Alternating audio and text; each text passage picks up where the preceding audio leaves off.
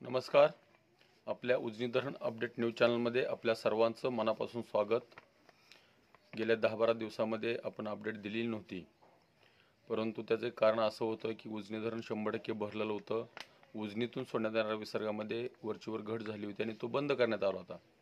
त्यामुळे धोक्याचं काही कारण नव्हतं आणि उजनीत येणारं पाणीही जास्त नसल्यामुळं परिस्थिती काही हाताबाहेर गेलेली नव्हती. त्यामुळे आपण अपडेट दिलं नव्हतं, परंतु आजपासून अपडेट देण्याची वेळ आलेली आहे. कारण आता दौंडच्या विसर्गामध्ये वाढ होणार आहे, होईल आणि वीरच्या विसर्गामध्येही मोठ्या प्रमाणात वाढ झाली आहे आणि उजनी धरणातून भीमा नदीत जे सोडणारे पाणी बंद करण्यात आलं होतं ते पुन्हा एकदा सोडण्यास चालू केलं आहे आणि ह्यामध्ये आणखी वाढ होऊ शकते.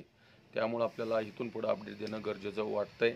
म्हणून ही आजपासून डेली 2 टायमाला अपडेट आपल्याला मिळली जाईल.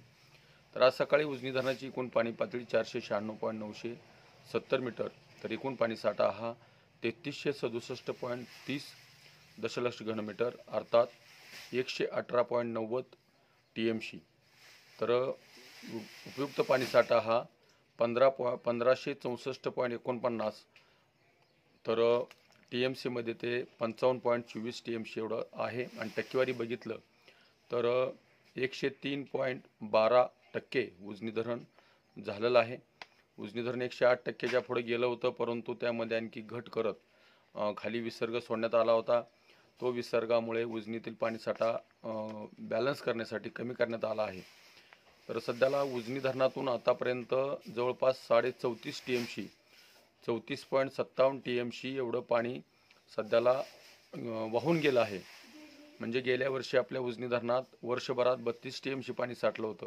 यावर्षी मात्र 15 दिवसात उजनी धरणात 55 TMC पाणी साठा होऊन म्हणजे जवळपास 118 TMC पाणी साठा होऊन पुन्हा 35 TMC म्हणजे 34.5 TMC पाणी एवढं वाहून गेलं आहे. तर सध्याला दौंडच्या विसर्गामध्ये काल 1000 आणि वाढ झाली होती, परंतु त्यामध्ये आणि पुन्हा एकदा घट होऊन ते विसर्ग 4520 एवढा झाला आहे आणि बंडगाडचा विसर्गामध्येही आणखी वाढ झालेली नसली तर संध्याकाळपर्यंत यामध्ये वाढ होण्याची शक्यता नाकारता येत नाही. कारण आपल्या संपूर्ण महाराष्ट्रामध्ये प्रत्येक जिल्ह्यामध्ये मोठ्या प्रमाणात पाऊस झालेला आहे आणि त्या पावसाचा परिणाम उजनी धरणात येणाऱ्या पाण्यामध्ये, वेगवेगळ्या धरणातून सोडण्यात येणाऱ्या पाण्यामध्ये परिणाम दिसून येईल.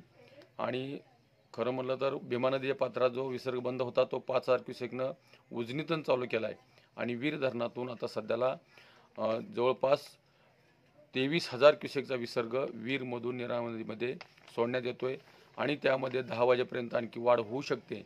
म्हणजे पुन्हा एकदा पूर परिस्थिती निर्माण होण्याची चिन्ह दिसत आहेत.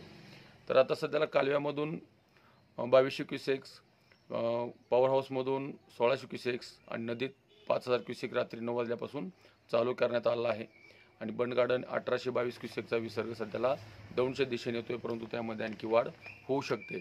त्यामुळे आता येणाऱ्या काळामध्ये उजनीतून वीरमधून मोठ्या प्रमाणात पाणी आपल्या भीमा नदीमध्ये येण्याची शक्यता आहे. त्यामुळे इथून पुढे आपल्याला सर्व अपडेट दिली जाईल. तर अशाच उजनीच्या ताज्या घडामोडीसाठी, ताज्या अपडेटसाठी आपल्या उजनी धरण अपडेट न्यूज चॅनलला लाईक करा, सबस्क्राईब करा, शेअर करा. उजनी धरण अपडेटसाठी बेंबळेहून सिद्धेश्वर शिंदे. धन्यवाद.